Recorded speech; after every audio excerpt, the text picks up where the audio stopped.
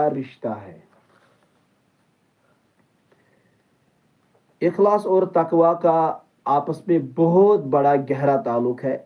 جیسے روح اور جسم کا تعلق ہوتا ہے، دونوں ایک دوسرے کے بغیر مکمل نہیں ہوتے، اسی طرح اخلاص اور تقوی ان کا آپس میں بہت بڑا رشتہ ہے، بہت بڑا گہرا تعلق ہے۔ اگر اخلاص ہے تبھی تقوی ہے، اور اگر تقوی ہے تبھی اخلاص آئے گا۔ تو اخلاص جو ہے نا یہ تقوی کی بنیاد ہے، اور تقوی جو ہے نا وہ اخلاص کو مضبوط کرتا ہے۔ عمل کا وزن اخلاص اور تقوی سے ہے۔ اخلاص تقوی کی جڑ ہے، اور تقوی اخلاص کا پھل ہے۔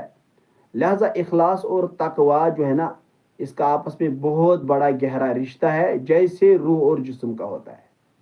اگر ایک انسان سے روح نکل جاتی ہے نا تو وہ پھر ڈیڈ باڈی بن جاتی ہے، تو اس باڈی کا پھر کوئی کام نہیں ہوتا، تو وہ پھر لاگر بن جاتی ہے، اس کو پھر دفنانا پڑتا ہے۔ تو اسی طرح اگر ہم اگر اخلاص ہے تقوی نہیں ہے، یا تقوی ہے اخلاص نہیں ہے، تو ایسا نہیں ہو سکتا۔ یہ دونوں لازمی ملزوم چیزیں ہیں۔